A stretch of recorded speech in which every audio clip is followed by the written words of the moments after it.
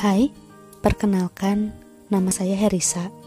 Sebagai seorang dengan tipe belajar kinestetik, saya harus membaca buku keras-keras agar tetap fokus.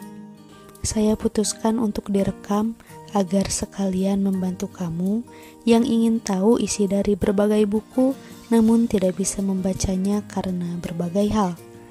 Konten ini tidak beriklan, dan jika ada pihak yang merasa dirugikan, tolong sampaikan supaya konten ini bisa di-take down. Terima kasih, selamat menikmati pengetahuan.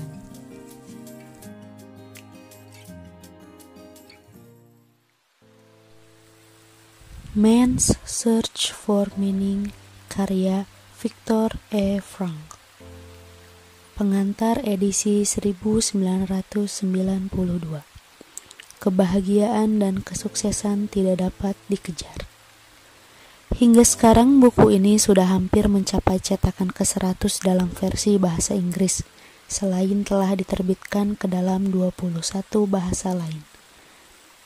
Versi bahasa Inggrisnya saja terjual hingga lebih dari 3 juta eksemplar.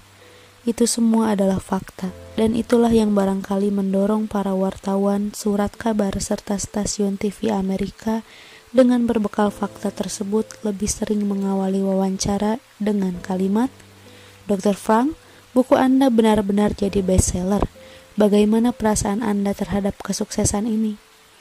Sementara reaksi saya adalah melaporkan bahwa sejak awal saya sama sekali tidak merasa status bestseller buku saya sebagai sebuah pencapaian dan prestasi saya pribadi, tetapi lebih sebagai sebuah ekspresi dari penderitaan zaman ini.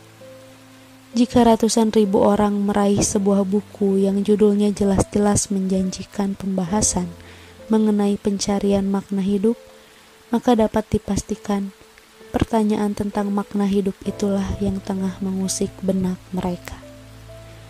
Untuk memastikan, sesuatu yang lain mungkin juga telah turut berkontribusi.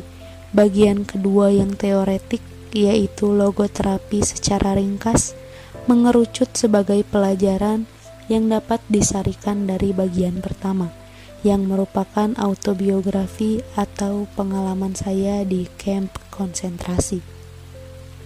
Sementara itu, bagian pertama bertindak sebagai validasi dari teori-teori saya. Maka, kedua bagian itu saling mendukung kredibilitas satu sama lain. Saya sama sekali tak memikirkan hal ini saat menulis buku ini pada 1945. Saya menulisnya selama 9 hari berturut-turut dengan keyakinan kuat bahwa buku ini akan diterbitkan secara anonim. Malahan, cetakan pertama versi bahasa Jerman tidak mencantumkan nama saya di sampul buku. Meski di saat-saat terakhir, ketika buku akan diterbitkan, saya akhirnya menyerah pada sahabat saya yang menyarankan agar nama saya dicantumkan, setidaknya di halaman judul. Bagaimanapun, awalnya buku ini ditulis dengan keyakinan mutlak bahwa sebagai karya anonim, ia tidak akan mendatangkan popularitas bagi penulisnya. Saya hanya ingin menyampaikan kepada pembaca dengan contoh nyata bahwa hidup menyimpan makna tersembunyi dalam setiap keadaan, bahkan yang paling memilukan sekalipun. Dan saya pikir, kalau hal itu disajikan melalui gambaran situasi ekstrim sebagaimana situasi di kamp konsentrasi, buku saya akan mencuri perhatian.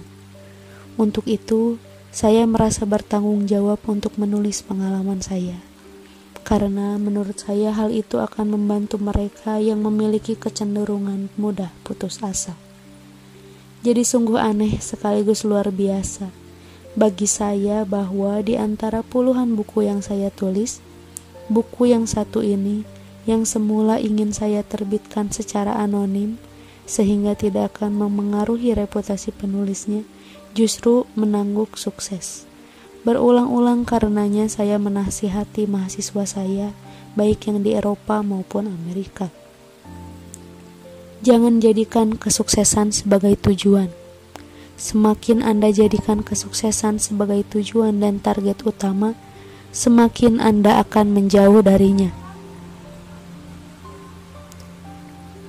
Sebab sukses, sebagaimana kebahagiaan, tidak dapat dikejar. Ia niscaya akan terjadi, dan hanya terjadi sebagai efek samping dari pengabdian pada tujuan yang lebih besar ketimbang kepentingan diri sendiri, atau sebagai hasil samping dari pelayanan seseorang pada yang selain dirinya sendiri. Kebahagiaan pastilah terjadi, dan hal ini juga berlaku pada kesuksesan. Anda harus membiarkannya terjadi dengan tidak usah memedulikannya. Saya ingin Anda mendengarkan apa yang diperintahkan hati nurani untuk Anda lakukan dan melaksanakannya sebaik yang Anda bisa. Maka Anda akan melihat bahwa dalam jangka panjang, saya katakan dalam jangka panjang, kesuksesan akan mengikuti tepat di belakang Anda karena Anda telah lupa untuk memikirkannya. Pembaca mungkin bertanya, mengapa saya tidak berusaha melarikan diri saat Hitler menduduki Austria? Izinkan saya mengenang kisah berikut ini. Tak lama sebelum Amerika Serikat memutuskan terlibat dalam Perang Dunia II, saya menerima undangan ke konsulat Amerika di Wina untuk mengambil visa imigrasi. Orang tua saya yang sudah lanjut usia merasa sangat gembira karena mereka berharap saya diperbolehkan meninggalkan Austria.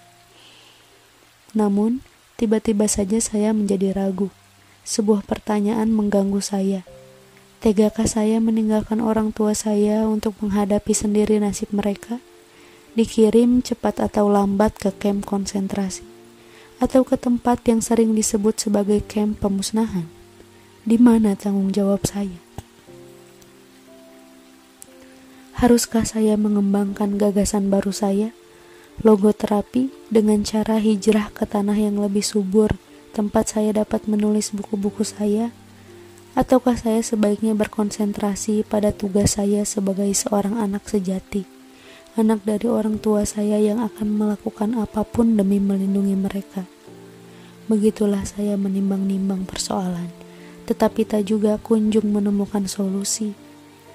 Ini sungguh sebuah dilema yang membuat orang berharap mendapat petunjuk dari yang di atas. Demikian biasa dikatakan orang. Saat itulah saya melihat sekeping batu marmer tergeletak di meja di rumah saya. Saat saya tanyakan kepada ayah saya, dia menjelaskan bahwa batu itu ditemukannya di reruntuhan sinagoga terbesar Wina yang ketika itu baru saja dibakar kaum sosialis nasional. Dibawanya batu itu pulang karena ia merupakan bagian dari keping yang bertuliskan 10 perintah Tuhan. Kepingan itu bertahtakan sebuah huruf Ibrani yang disepuh emas. Ayah saya menjelaskan bahwa huruf itu mewakili satu di antara 10 perintah Tuhan. Penasaran, saya tanyakan pada perintah yang mana dan ayah saya menjawab, hormati ayah ibumu agar lestari hidupmu di tanah yang diberikan Tuhan.